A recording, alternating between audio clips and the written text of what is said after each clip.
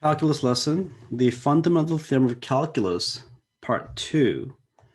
Yeah, the part 2 is essentially that when you integrate the function from a to b with respect to dx, then it's basically capital F of b minus capital F of a, where capital F of x is the antiderivative of the f of x. So we're going to go through a few of the more representative uh, examples. Okay, here we go. The first one is this. Now, knowing this, what is the antiderivative? For example, given that f of x is sine of x, what is f of x? So when you take the derivative of what, does it give you sine? Well, normally the derivative of the cosine gives you negative sine of x. So it must be negative cosine of x that gives you the sine of x, right? Right. So still think of it in terms of it is an inverse of the derivative. So that's the antiderivative, right? So when we do this, according to the part 2 of the fundamental theorem of calculus, we could evaluate this, the antiderivative of the sine of x, which is negative cosine of x, from 0 to pi. Okay, so we substitute for the value. Then when we do that, that should give you negative cosine of pi minus minus gives you positive cosine of 0. Looking at the unit circle, cosine gives you the x coordinate of the unit circle. So pi is over here. So the x coordinate is negative 1. So that's negative of negative 1. And plus cosine of 0, angle 0 is right there. That's positive 1. So therefore, my integration, therefore, is equal to 2. And that is my answer.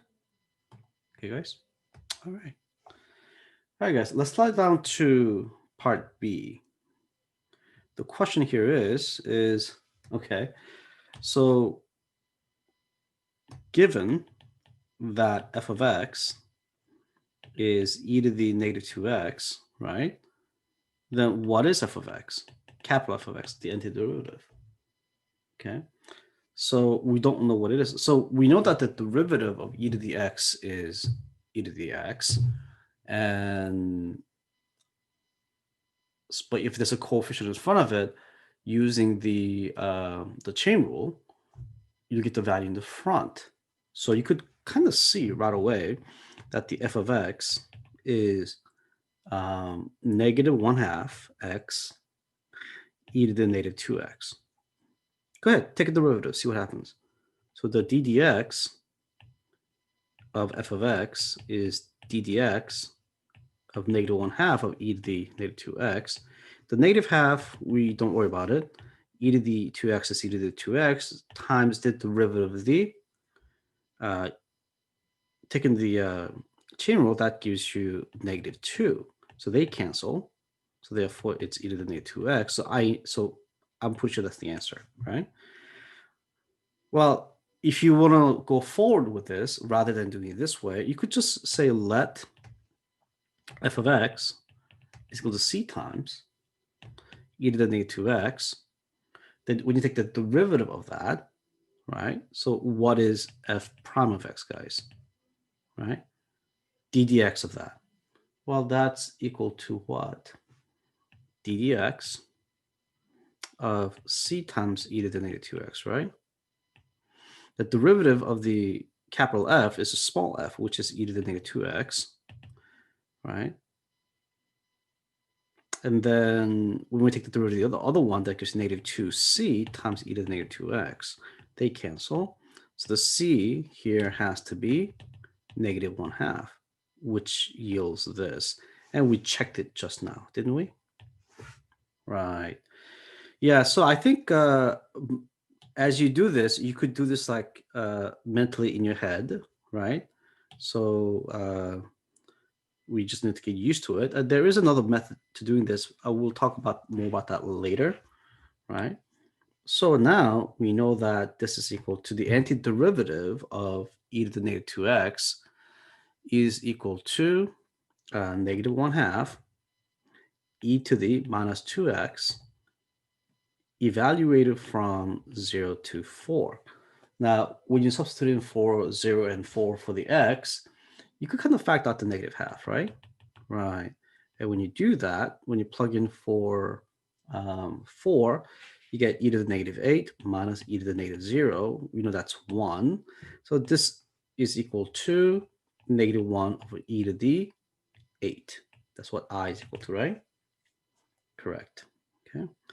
I guess I find that e to the negative 8 is also acceptable, right? So, but watch out for any direction that may discriminate one answer over the other. So just please read carefully, okay? All right, guys, and here is the last example on this page.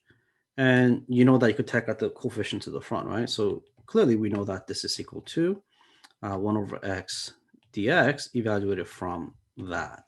Now the question is, given that f of x is equal to 1 over x, then what is capital F of x? Question mark, right?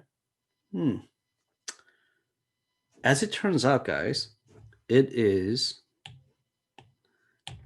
ln of absolute value of x. But how do you know that, right? Okay, let's figure out how it works. Given that y is equal to 1 over x, so that should be ln of x. If you look at the graph, it sort of looks like this, doesn't it? And we know that the x has to be, in this case, greater than 0, right? So if you want to allow the x to be all real numbers, you're going to have to put the absolute value around the x in front of the ln, right? Now, we could rewrite this as e to the y x, yeah? Okay. Now, we have done the chain rule, right? When we take the derivative of this both sides, right, what do we end up getting? So d dx of this, like this, right? What do I get? That's e to the y times the derivative of the y, which is dy dx, and d dx of the x is just 1. So this tells me that the dy dx is 1 over e to the y. But what is y equal to? Yep, right there. By substituting in the value of ln of x, we end up with x. Look at that, right? Look at that. So we could make an argument that this is dy dx, isn't it? And we could rewrite that to say d dx of the y, which is what? ln of x, therefore, is 1 over x. And that tells you that the antiderivative, that implies that the antiderivative of this is equal to ln of absolute value of x plus c. Why did I just put the absolute value here, guys? Because x has to be positive. If you're going to allow x to be negative, then you need to ensure that you put the absolute value around it. Okay, guys? All right. So knowing that right now, that tells me that the antiderivative 1 over the x is ln of absolute value of x, right? We're going to evaluate that from -1 to -3. Now, because that's absolute value, that is nothing more than ln of 1 minus ln of 3. Isn't that right? Right.